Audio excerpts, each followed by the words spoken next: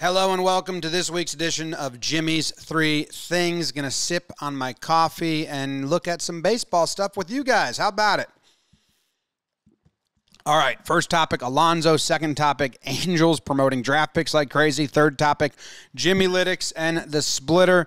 Let's go into the first one because it's just fun. It's just a fun Pete Alonso story. So Pete Alonso threw Masyn Winn. Masyn Winn is a rookie for the Cardinals. Shortstop, got called up, got his first hit, little infield dribbler.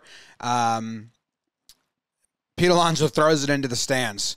I have the footage and the interviews here, and it's just so funny because it's just such a Pete Alonso thing to do. Like, people think if anyone thinks he's malicious still to this point, they have no idea who Pete Alonso is. Some Cardinals fans were upset about it, but it's like, guys, it's Pete.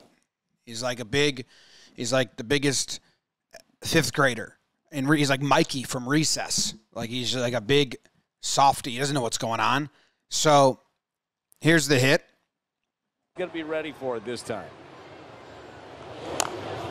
Little chopper hit toward third. That ball is going to be late at first. Infield hit for Masyn Winn. There's his first in the big leagues tonight. So the crowd shows his parents getting excited. He's got a big smile. The ball was hit directly into the dirt, and then the throw went into the dirt, and Pete had to pick it. So when a ball hits the dirt that much, usually the umpire is going to get rid of the ball because it's too scuffed up. So Alonso holds the ball up, and you might be thinking he's looking at like, hey, I'm giving this ball to the dugout because it's his first hit. But actually he was saying, are you going to discard this ball? And then they're like, yeah, it's out of here. And he just chucks it into the stands. The order of events is pretty hilarious there. He realizes because the whole entire crowd starts booing. The Cardinal dugout was upset with Alonso because Pete threw the ball in the crowd, and that was Winn's first hit.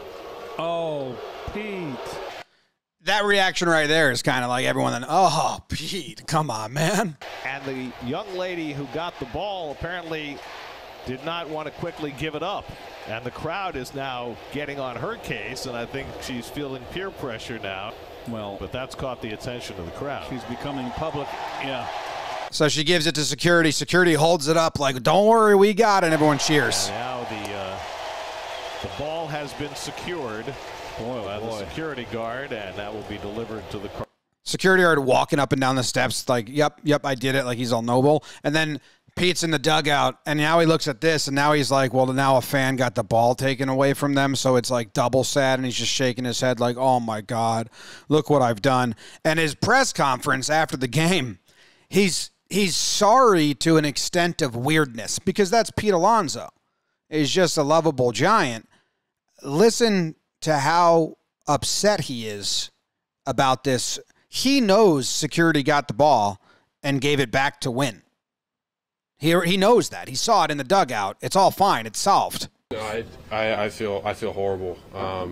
I feel awful. I didn't mean to.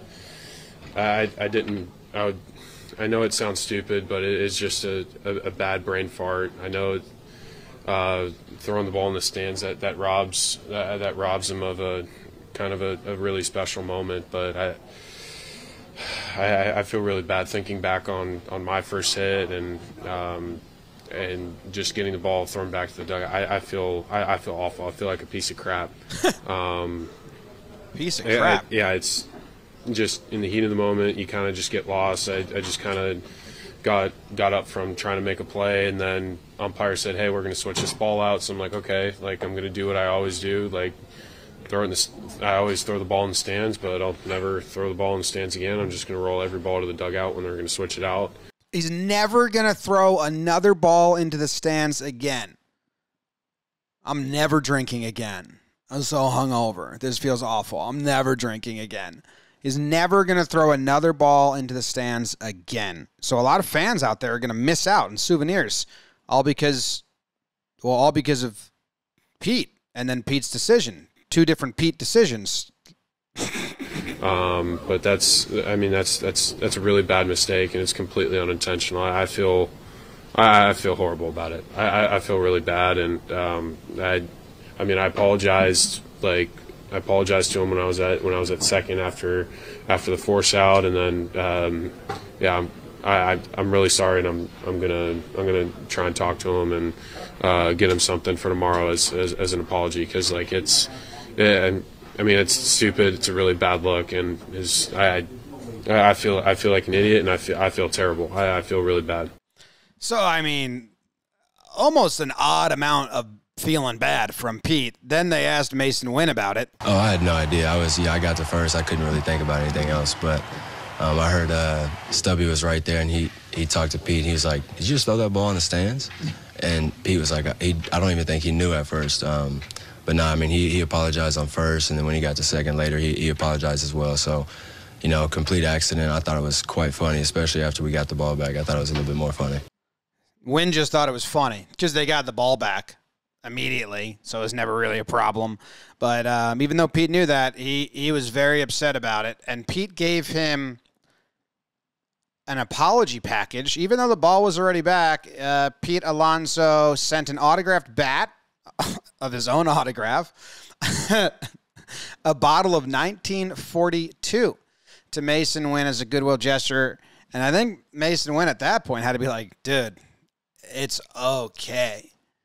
I'm sorry for how bad you're feeling. Sorry. I got the ball back.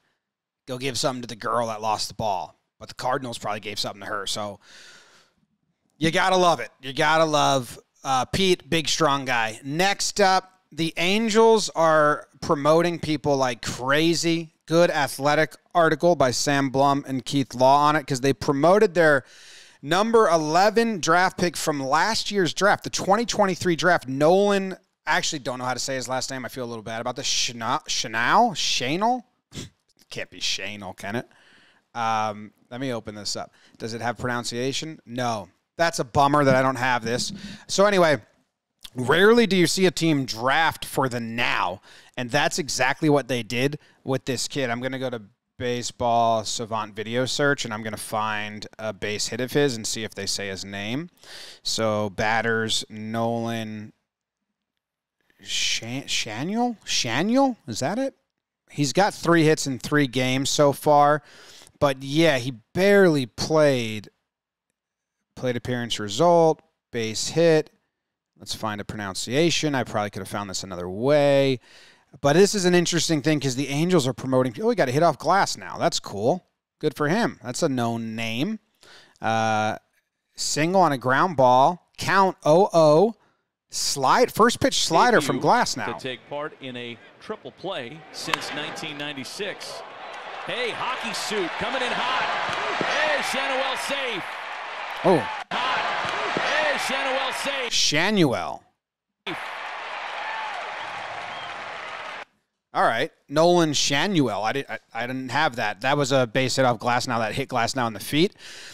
They drafted this kid in the first round for the now because they haven't got any production out of first base. He's the most polished college bat, but they don't know if he's going to have the power to hit MLB pitching, but he's got a really good eye. Anyway, look at his timeline. If I go to his minor league batting splits timeline. So in July of 21 or July of 2023, this year after he got drafted, he spent 3 days, 3 games in rookie league. Probably just after you get drafted, you just go there right away. Then they put him up to A ball, 2 games in A ball. He went 2 for 3, and then he went 3 for 3.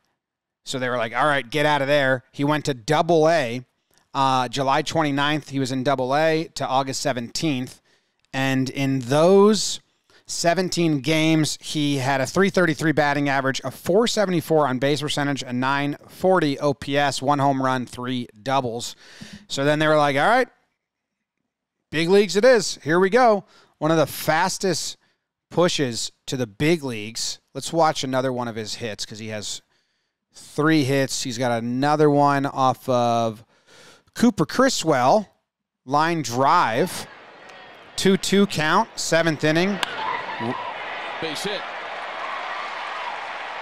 A little flare from the lefty. Not a base hit in prior years, but with the shift not being there, There you go. He plays first base and off of Jason Adams, so all against the Rays.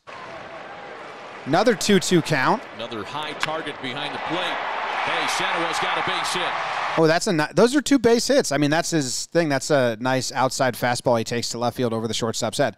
So that's cool. But what's interesting is since in the 2022 draft and 2023 draft, so the last 2 draft classes, there's been 4 players, or 5. Let me find this.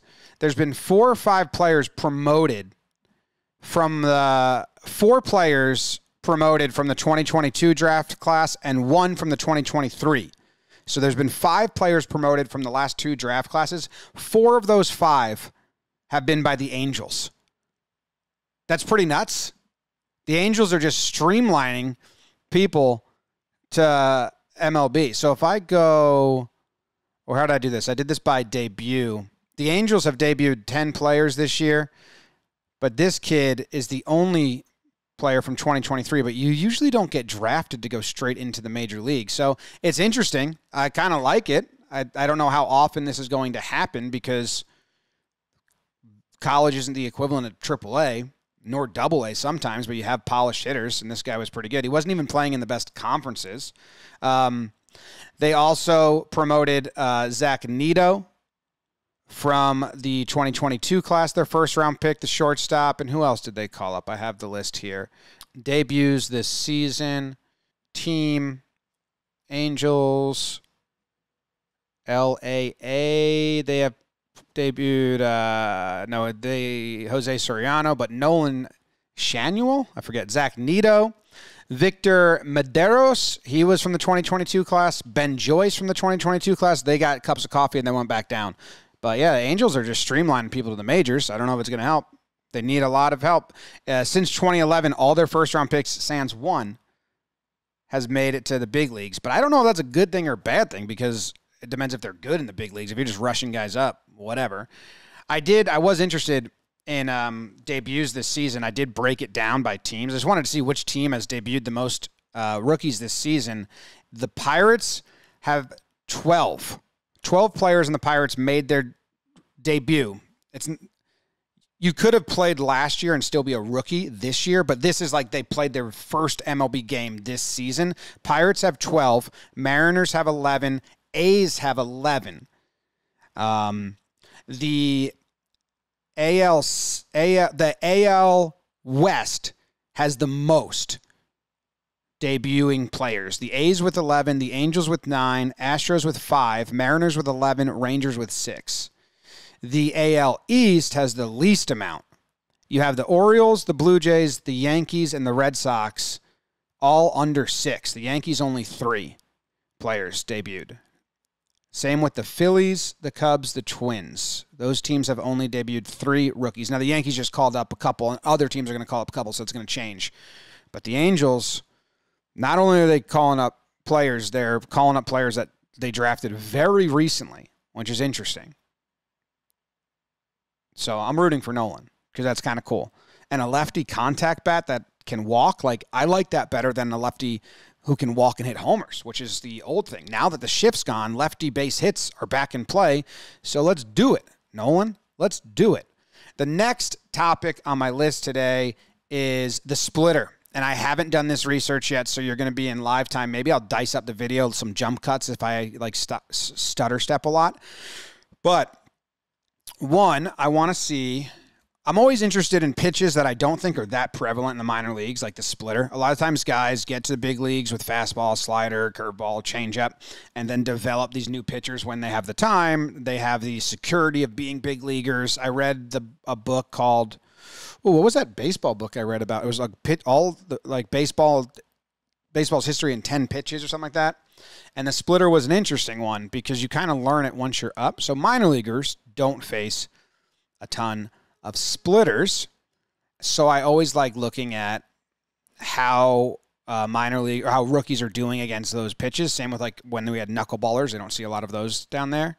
Fangraphs has a stat that does pitch value. So if I do pitch level data and pitch value per 100, That means like on the average, better or worse. And the splitter, what do they use to determine the splitter? Oh yeah, what do they use? Fangraphs, pitching acronyms, SP, you would guess, right? SF, split fingered fastball. So I'm looking for SF. Splitter. Okay. Will Smith on the Dodgers has been the best against splitters. Wow. He's been the best in the league against splitters. Same with Tovar, Suzuki. They face a lot of splitters in Japan, so that makes sense. Vladdy Guerrero Jr. is good against splitters. India, Lourdes Gurriel Jr., Justin Turner. Who's been the worst of qualified bats?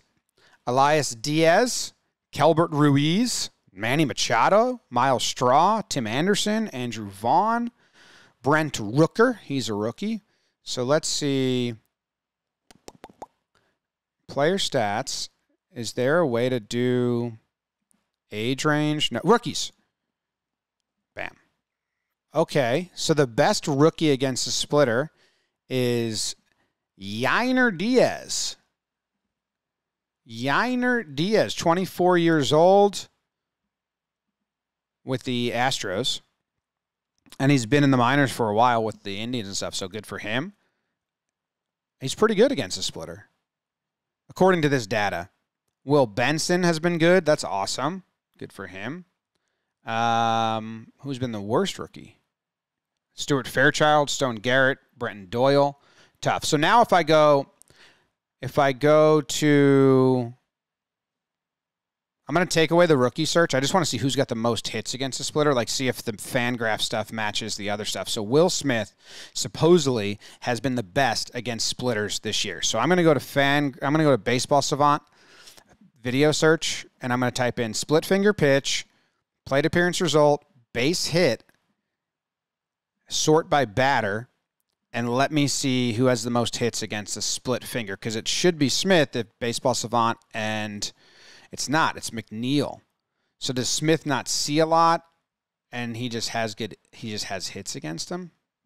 See, sometimes I don't know if these sites add up. So batters, Will Smith for the Dodgers, pitches, split finger, base hit results. How many does he have?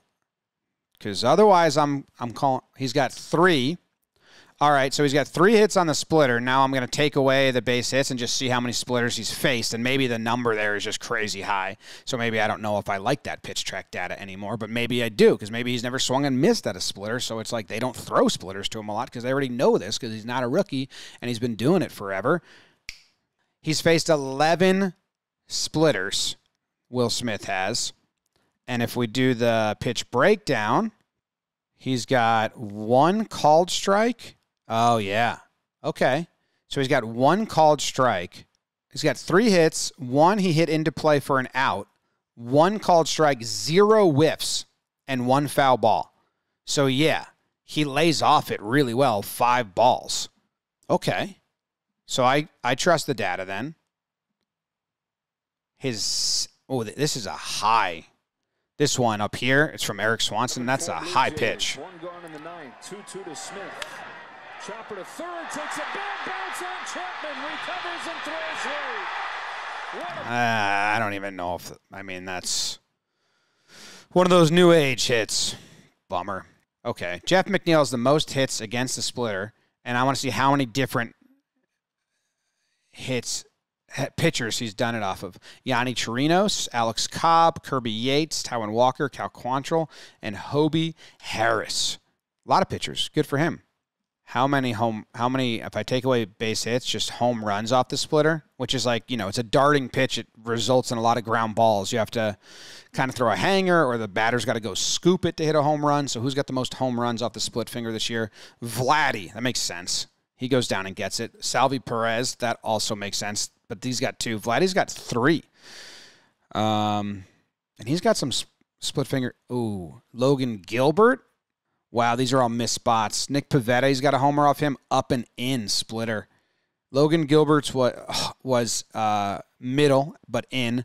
And Keaton Winn threw one dead center. Let's watch that. Oh, my goodness. Yeah, that's just a dead center pitch. Now let's do one more search. We're going to flip it. We're going to go by pitcher, and we're going to see which pitcher has given up the most hits. Let's see first which pitcher has thrown the most split fingers fastballs. You got Ohtani throws a splitter. Gausman throws a really good splitter. Yeah, Gausman's number one. 883 pitches with the splitter thrown. And then Alex Cobb, then Taijuan Walker, Joe Ryan, Eovaldi. Let's see, base hit off the splitter. Which pitch? So you would think Gausman, just a numbers game, has given up the most hits versus the splitter. If he's not number one, that would be cool because he's thrown 150 more splitters than other people. He's not number one. He's number 3. Alex Cobb has given up 56 hits versus off of his splitter. Wow. Well, Nick Pivetta was up there on throwing a lot, right? And he's only given up 1 hit. Wasn't he on the list for throwing a lot? No, maybe he wasn't. He just got hit. No, Pavetta's thrown 11, only giving up 1 hit. Shohei's thrown 129 splitters. And his pitch results off of those pitches. Boom, 7 hits. 21 whiffs. 7 called strikes, 16 hit and play for an out, and 67 ball. But it's very much a setup pitch, right? It can be designed to throw for a ball. Swing and miss mostly. I like the split finger pitch. Okay. Who throws the most split finger? Who throws the most first pitch split fingers? Right away. Usually you get ahead in the count and then you throw it, because it's not really meant to be thrown in the strike zone. It's meant to be darts way down. You swing over it. They're 2 strikes. Joe Ryan throws the most first pitch splitters. Who throws the most 2-strike splitters? 2-strike splitters. The most 2-strike splitters thrown. Gausman in a landslide. 418. Taijuan Walker, 278. In second place. Who's given up the most hits on 2-strike split fingers? Because if Gausman doesn't lead this, that's nuts. Just by counting data, he's thrown so many, he should have the most hits given up on 2-strike splitters, and he doesn't. Cobb beats him. Gausman splitters better than Cobb's. Official. That ends Jimmy's 3 Things. Enjoy your day. Thanks for watching. Subscribe to the channel because we're close to getting to 100,000 subscribers, and we're going to enjoy that and celebrate it and be very thankful for the community we've built and all of you guys that enjoy and watch and talk baseball with us. So if you enjoy these and everything else, subscribe to the Talkin' Baseball YouTube channel. Goodbye.